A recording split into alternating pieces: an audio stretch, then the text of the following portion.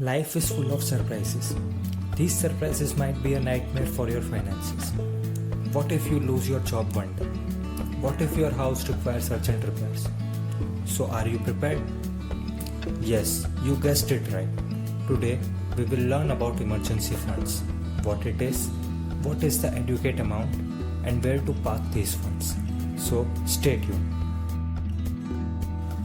Before we start learning about emergency funds, let's first understand what is a financial emergency. A financial emergency is an unexpected event which may have immediate adverse effects on your finances, which may last for a few months. Financial emergencies often arise due to loss of income or sudden increase in expenses, thus creating an imbalance in your cash flows. Therefore, to tackle such emergencies, we must prepare a fund called emergency fund. It is also known as contingency funds or buffer funds. Emergency fund is a pool of money kept aside to cater financial emergencies such as job loss, economic recession, loss in business, or medical emergencies, etc. Since all these emergencies come without any prior intimation, the fund which is supposed to cater them should be highly liquid in nature, which means we should be able to withdraw these funds whenever we want. Now, the question arises, how much money should one have as emergency fund? Or what is the adequate amount? According to a basic thumb rule of finance, your 3 months income or 6 months expenses, whichever is higher, should be your emergency fund amount. Suppose Mr. X is earning 25,000 rupees per month and his expenses are 14,000 rupees per month on an average. Then his 3 months income would be 75,000 rupees and 6 months expenses would be 84,000. Therefore, Mr. X should be having rupees 84,000 as an emergency fund. This fund ensures that Mr. X would be able to sustain for 6 months even in case of no income. One thing which is worth noting here is that emergency funds are not made for generating double-digit returns. Therefore, one should not aggressively accumulate too much of emergency fund. Similarly, too little emergency fund is of no use as well. Now, the important question, when to start preparing an emergency fund? Financial experts often advise that preparing an emergency fund should be the first target, even before one starts setting financial goals for himself. This should be your first priority as soon as you start earning, and the reasons are quite simple. First of all, you never know when an emergency might occur. Secondly, it's not easy to accumulate 3 months income or 6 months expenses. I mean, you can't do it overnight. You require to plan it properly so that you can contribute a small amount to emergency fund every month. This exercise would take up to 15 to 18 months before you can accumulate the required amount. Now, the question is where to park these funds.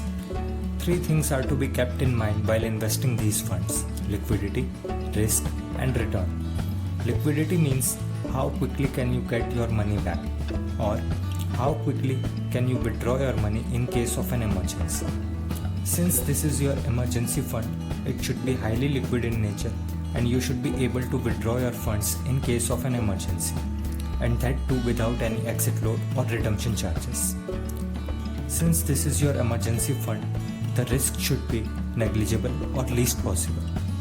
Now, talking about returns, since you can't take much risks, therefore returns would be obviously low, and that's fine as emergency funds are not meant for generating returns. Thing is that it should not get devalued with time. Now, let's quickly take a look at different financial products available to park these funds and their pros and cons as well. The very first and well-known option is savings bank account. At least 2 months of your expenses or half of your emergency fund should be there in your bank account. The biggest advantage here is liquidity. You can withdraw whenever you want. But be careful while choosing a bank for this purpose. Never fall for a new bank offering higher returns. It might backfire. Always go with a reputed bank, as we have witnessed a few misadventures with banks as well. The biggest disadvantage of banks is that you can expect at max 4% returns. The next option is fixed deposits and recurring deposits. The biggest advantage is that you will get slightly better returns than a savings bank account. One disadvantage is that returns are taxable. So, if your total income lies in 10 to 20% of tax slab, then you can consider it as an option. Also, when you start accumulating funds for an emergency fund, recurring deposits is the best option. The next two options are from debt mutual funds. The first one is liquid mutual funds. It is a type of debt mutual fund which invests in very short-term debt instruments having a maturity period of less than 91 days. As the name itself mentions that they are liquid in nature, having no lock-in period and offering higher rate of return. On the other hand, they are tax efficient as well. You will get indexation benefits if you don't withdraw funds for 3 years and the money keeps on accumulating. Talking about the risk factors, the rate of return on liquid mutual funds may vary a bit depending upon the market conditions, but it is highly unlikely that you will end up getting negative returns. Another such option is ultra short-term funds. They invest in slightly longer-term debt instruments having a maturity period of more than 91 days and less than 18 months. They offer slightly higher returns than liquid mutual funds and involves bit more risk as well. It is also tax efficient option, providing indexation benefits for investments spanning more than 3 years. Another advantage of investing in mutual funds is that there is no tax liability until you redeem your fund units. Ultra short-term funds are recommended only to those individuals who are having 30% tax liability. Let's take a look at a few mutual funds and their performance. The first one is Axis Liquid Fund.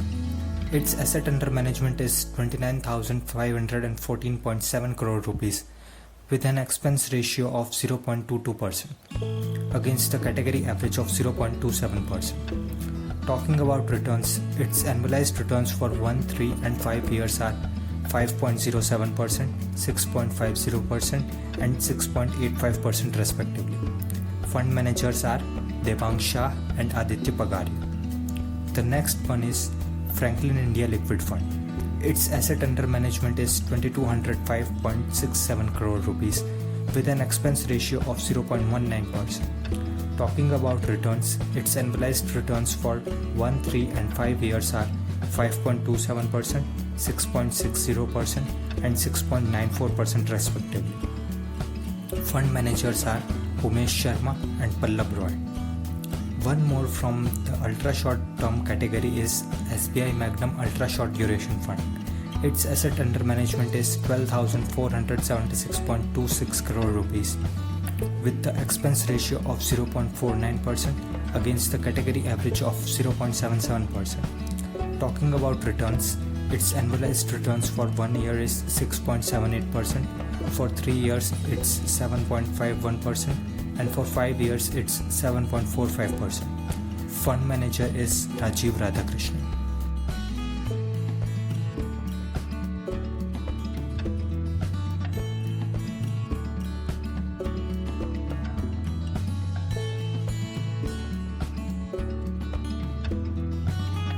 With this, we have come to an end of today's session. Thank you for tuning in. Hope you all enjoyed it. See you in the next session. Till then, stay safe, stay healthy, and happy investing.